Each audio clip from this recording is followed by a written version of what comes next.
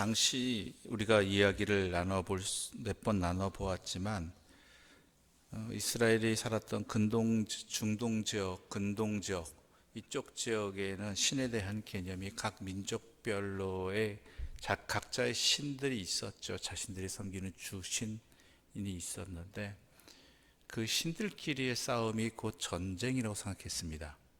즉 전쟁이라는 것이 민족과 민족, 나라와 나라, 또 어떤 세력과 세력 간의 싸움이기도 했지만 그들의 생각 속에서는 신과 신의 싸움이라고 생각했습니다. 그래서 이긴 쪽의 신이 진 쪽의 신을 정복했다라는 개념을 함께 가졌었죠. 처음에 이스라엘 백성들이 여호와의 언약궤를 가져왔을 때 블레셋 사람들은 매우 떨었습니다. 왜냐하면 익히 들은 이야기들이 있었거든요. 우리 함께 4장 7절부터 9절까지 함께 읽겠습니다. 4장 7절부터 9절입니다. 블레셋 사람이 두려워하여 이르되 신이 진영에 이르렀도다 하고 또 이르되 우리에게 화로다. 전날에는 이런 일이 없었도다. 우리에게 화로다. 누가 우리를 이 능한 신들의 손에서 건지리요. 그들은 광야에서 여러 가지 재앙으로 애굽인들을 친 신들이니라. 너희 블레셋 사람들아 강하게 되며 대장부가 되라. 너희가 히브리 사람의 종이 되기를 그들이 너희의 종이 되었던 것 같이 되지 말고 대장부 같이 되어 싸우라 하고. 처음에 언약궤가 들어왔을 때 그들은 매우 떨었죠. 강력한 신이 나타났다는 것이죠.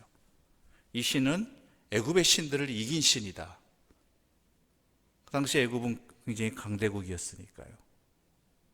그런데 막상 전투를 해보니까 어떻게 됐죠? 더 큰 승리를 거뒀다는 것이죠.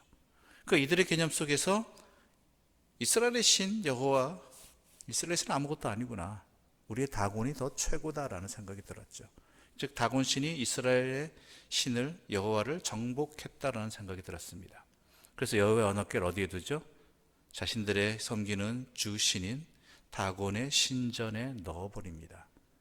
전리품과 같이 취급한 것이죠.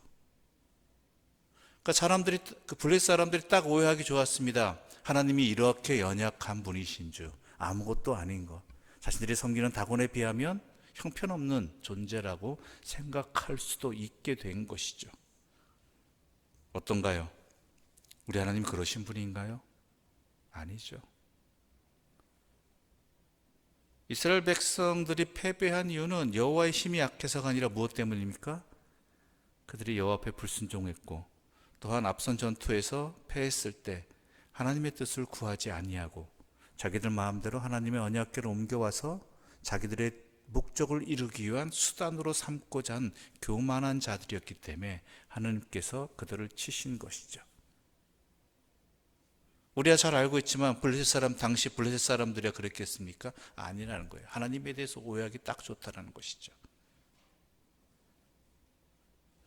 그런데 어떤 일이 벌어졌습니까?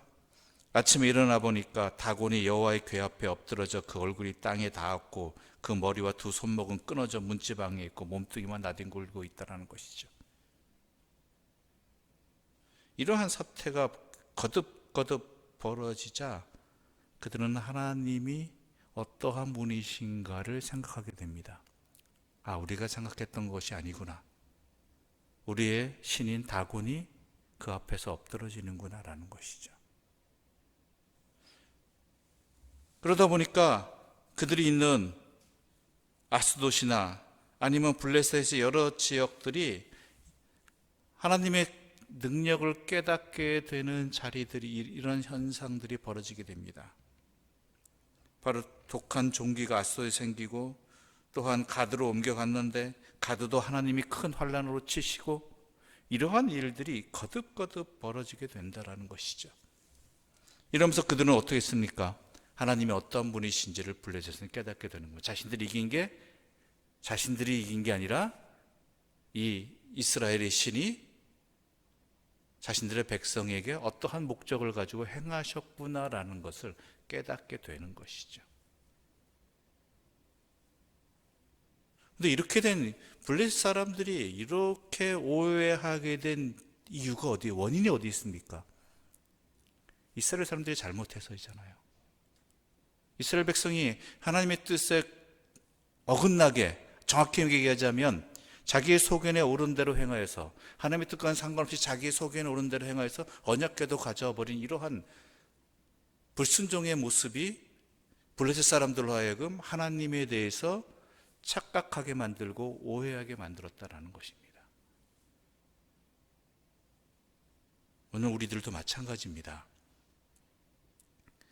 세상이 하나님을 잘 모르고, 또한 세상이 하나님에 대해서 오해하고 자기들의 생각대로 판단하고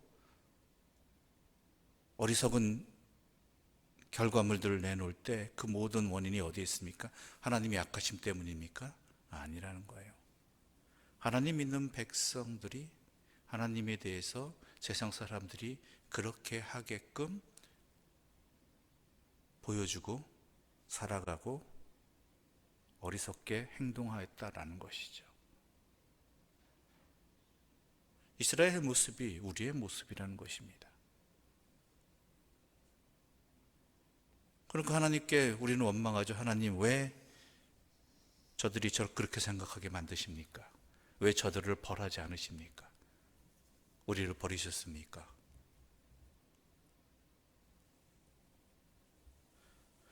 믿음의 백성들의 역할은요, 하나님의 영광을 드러내는 일입니다. 하나님을 하나님 되게 하신 일입니다. 우리가 오후 찬양 예배 시간에도, 주일 오후 예배 때도 이야기를 나눴지만, 사람이 인생의 목적은, 하나님께서 우리를 창조하신 인생의 목적은 영원토록 하나님을 즐거워하고 또는 하나님의 영광을 위해서 살아가게 하는 것이었다라는 것이죠. 근데 그렇지 못한 결과들, 내가 제대로 그리스도인들이 행하고 있느냐, 하나님의 영광을 드러내는 삶을 살고 있느냐, 제대로 신앙생활하고 있느냐 아니냐에 여러 가지 판단 기준들이 있겠지만, 세상 사람들이 하나님에 대해서 어떻게 보느냐, 어떻게 생각하느냐가, 또한 엄밀히 말하자면 우리 그리스도인들이 하나님의 사람으로서 제대로 하나님을 믿고 있느냐 아니냐를 잘 드러내는 모습이라는 것입니다. 세상이 악하냐? 물론 악합니다. 그러나 그 이전에 먼저 우리가 과연 어떠한 하나님을 증거하였는가, 우리의 삶을 통해서 어떤 하나님의 모습이 그들에게 비춰졌는가, 달리 얘기하자면 우리가 보이는 성경 말씀으로서의 역할을 제대로 하고 있었는가를 점검해 볼 수 있어야 하고 고쳐야 한다는 것입니다.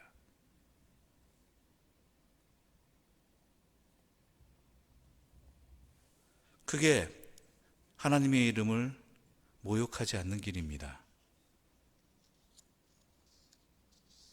우리가 범죄하고 우리가 또한 어리석게 행동하면 세상 사람들은 믿는 사람들을 무시할 뿐 아니라 우리가 믿는 하나님까지도 싸잡아 모독할 것이기 때문입니다. 그렇다면 우리가 해야 할 일은 무엇이겠습니까? 최소한 하나님이 세상 사람들에게 오해받지 않도록, 잘못 전해지지 않도록, 보여지지 아니하도록, 판단하지 아니하도록 우리가 하나님의 사람으로서의 삶을 제대로 살아가는 것 아니겠습니까? 제대로 증언하는 것 아니겠습니까? 생각해 보십시오. 여러분의 이웃들이 여러분의 부모님에 대해서, 여러분의 자녀에 대해서 잘못된 생각을 가지고 오해하고 있다라면 여러분은 가만히 계시겠습니까?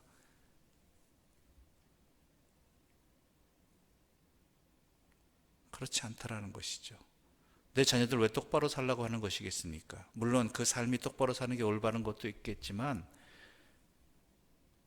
그 가정이 오해받지 아니하고 그 부모가 또한 자식 잘못 교육시켰다는 그러한 못된 부모가 되지 않는 방법 중에 하나가 내 자녀가 제대로 살아가도록 가르치는 것 아니겠습니까? 너의 삶에는 너의 삶뿐만 아니라 너의 부모님의 삶도 함께 담겨 있다고 가르치는 게 세상의 진리 아닙니까?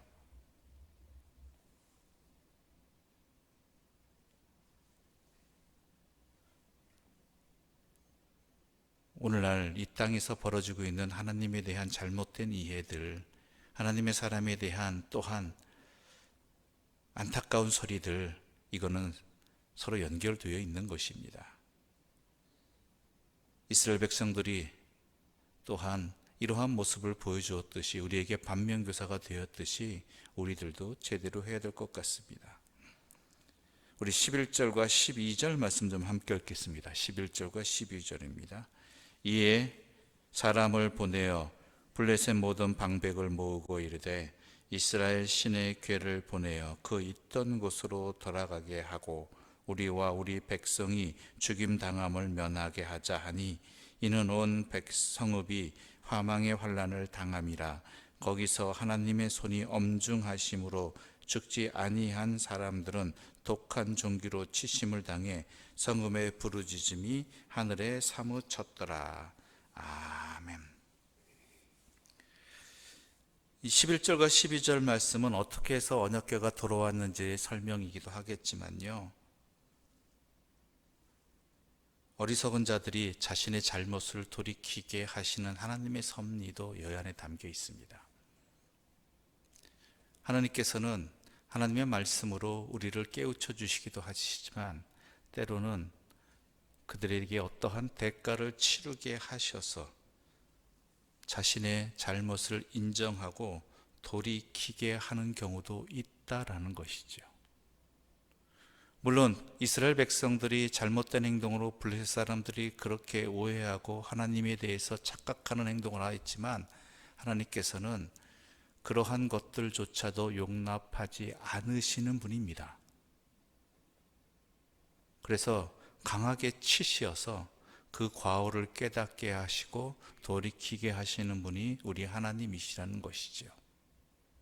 그럼 왜 우리들에게는 그러한 치심의 역사가 없는가? 그러면 나도 돌이킬 것 같고 우리가 우리의 삶을 바로잡을 것 같은데 라는 생각이 들 때가 있습니다. 물론 내가 당하면 별로 안 좋지만, 같은 믿는 사람들끼리 안에서도 왜 저 사람은 저렇게 어리석게 신앙생활을 한다고 하는데, 살아가는데 왜 하나님은 가만 내버려 두시는가? 여러분, 하나님은 돌아오기를 원하십니다. 그런데 강하게 치시기 이전에 먼저 어떻게 해요? 내 자녀들이니까, 내 사랑하는 자녀들이니까 기다리고 또 기다리고 계시다라는 것이죠. 내버려둔다고 아무 일 없다고 별일 아는 것 아닙니다. 강하게 역사하지 않는다고 하나님이 또한 사랑하지 않으시는 것 아닙니다. 기다리는 하나님의 사랑이 있다라는 것 명심하시고, 때로는 치실 때도 우리를 돌아오게 하시고자 하는 하나님의 사랑이, 섭리가 있다라는 것 깨닫고 그 치심의 자리에서 주께 돌아올 수 있는, 나의 삶을 하나님께로 다시 한번 회개하고 돌이킬 수 있는 지혜로운 사람들 되시기를 또한 간절히 소망합니다. 기도드리겠습니다. 하나님 아버지, 감사합니다. 이스라엘 백성들의 어리석은 모습이 하나님을 세상 사람들로 하여금 블레셋 사람들로 오해하게 만들고 잘못된 길로 가게 만들었습니다. 우리의 모습이 이러하다는 것을 하나님 앞에 고백합니다. 하나님 앞에 용서를 구합니다. 우리의 그리스도인답지 않은, 하나님의 자녀답지 않은 생각과 행동들이 세상 사람들로 하여금 하나님을 오해하게 만들었고, 또한 자신의 삶을 착각하게 만들었습니다. 그래서 어리석은 선택들을 하게 만들었고 하나님을 우습게 만들어버리는 그 원인이 우리에게 있음을 주여 고백하며 하나님의 자비하심을 구합니다. 주여, 우리를 자녀로 삼아 주셨듯이 우리가 또한 돌이킬 수 있도록 주의 성령과 또한 주의 은혜로 우리를 이끌어 주시옵소서. 간절히 바라옵기는 우리들이 이 어리석음을 깨닫고 잘못됨을 깨닫고 주께서 강하게 치시기 전에 돌아오는 그러한 심령들이 되게 하여 주시고, 때로는 우리의 어리석음 때문에 치셔야 할 때에는 그 치심 가운데 절망하는 자들이 아니라 하나님의 뜻과 사랑을 깨닫고 돌아올 때에 고치시고 싸매 주시는 하나님의 사랑에 전능하신 손길도 기억하여 돌이키게 하여 주시고, 회복되어서 하나님의 하나님 되심을 세상에 바르게 증거하는 믿음의 사람들로 굳게 세워 주시옵소서. 우리가 그러하게 해주시고 우리 교회가 그러하게 해주시고 우리의 가정도 그러하게 하여 주시옵소서. 예수님의 이름으로 기도드립니다. 아멘. 하늘에 계신 우리 아버지의 이름을 거룩하게 하시며 아버지의 나라가 오게 하시며 아버지의 뜻이 하늘에서와 같이 땅에서도 이루어지게 하소서. 오늘 우리에게 일용할 양식을 주시고 우리가 우리에게 잘못한 사람을 용서하여 준 것 같이 우리 죄를 용서하여 주시고 우리를 시험에 빠지지 않게 하시고 악에서 구하소서. 나라와 권능과 영광이 영원히 아버지의 것입니다. 아멘.